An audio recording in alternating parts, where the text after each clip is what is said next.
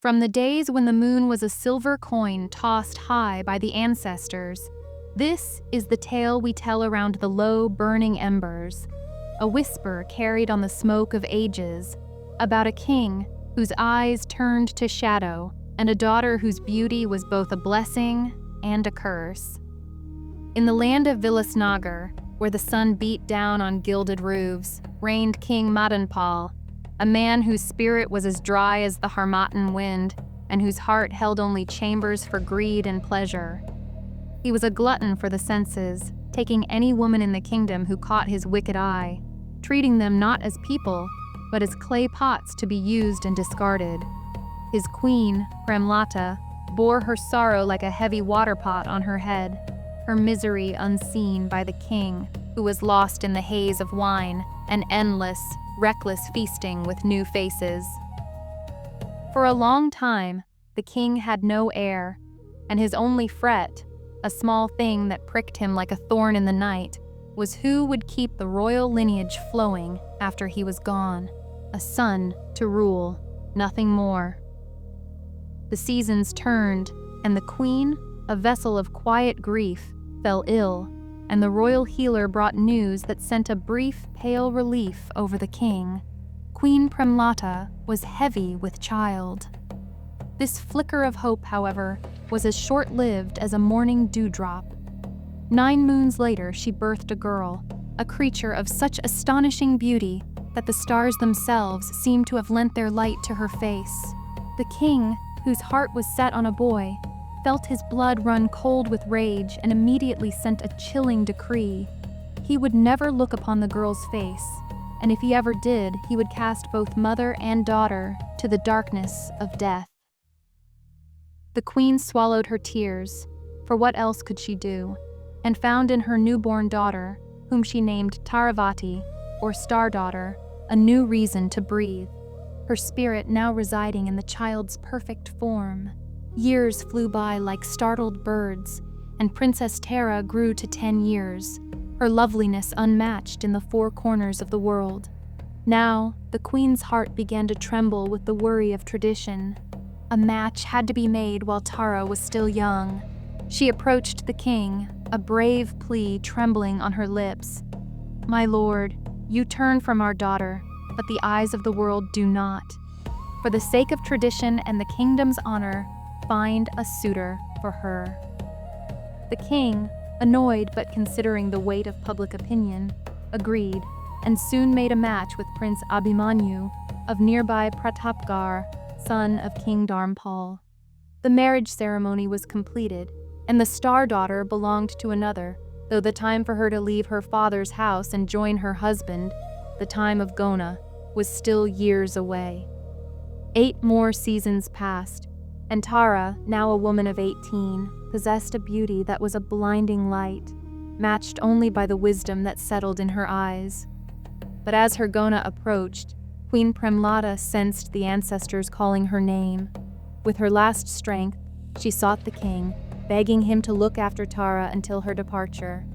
King Madanpal took his queen's hand, a vow given, and with that promise, Queen Premlata passed from this world, leaving Tara to the wolf. True to his word, or so it seemed, the king sent word to Tara that he would finally visit her. The princess's heart danced. After 18 years of cold absence, she would finally meet her father. But when the king saw his daughter, his mind shattered like a clay pot dropped on stone. All fatherly love was banished, replaced by a grotesque, ravenous desire. He saw not his flesh and blood, but the most exquisite forbidden fruit. Utterly consumed, the king could not utter a word and returned to his chamber, the image of his daughter burning his soul with lust, forgetting who she was. Tara, too, was troubled. Her father's gaze had not been the loving one of a long-separated parent, but the hungry stare of a predator. Overcome by his vile obsession, the king fled at dawn to the thick forest to seek counsel from a holy man. He spun a deceitful yarn, asking, "If a man plants a mango tree, tends it, and it finally bears ripe fruit, should he not have the right to eat the fruit himself before giving it to others?" Is that a sin? The Mahatma, hearing only a farmer's honest question, replied, No, my son, to eat the fruit of your own labor is no sin. The king took this twisted answer as a blessing for his dark plan and returned to his palace, satisfied. But Bhima, the trusted servant who had followed the king, heard the exchange and felt a cold dread settle in his belly, the king's strange behavior now making a hideous sense. Back at the palace, Madanpal drafted a letter, a lie written in ink. He sent a false message to Pratapgarh, announcing that Princess Taravati had died of grief following her mother's passing, thereby severing the bond and clearing his path. Bhima, horrified at the king's wicked intent toward his own daughter, sped back to Vilasnagar, driven by his loyalty to the late queen and the young princess he had once carried. He found the palace gates guarded and shut under the king's orders, but using wit, he slipped inside and raced to Tara's chamber. He poured out the awful truth, the king's lust, the false death message, and the dark danger that hovered over her. Tara's world tilted. The pitiless truth of her father's depravity struck her like a thunderbolt. Her vague fears were now a ghastly reality. With her life hanging by a thread, she knew she couldn't stay. She dressed in the plain robes of a simple maid, tucked away a few jewels, and using a quick lie passed the king's guards.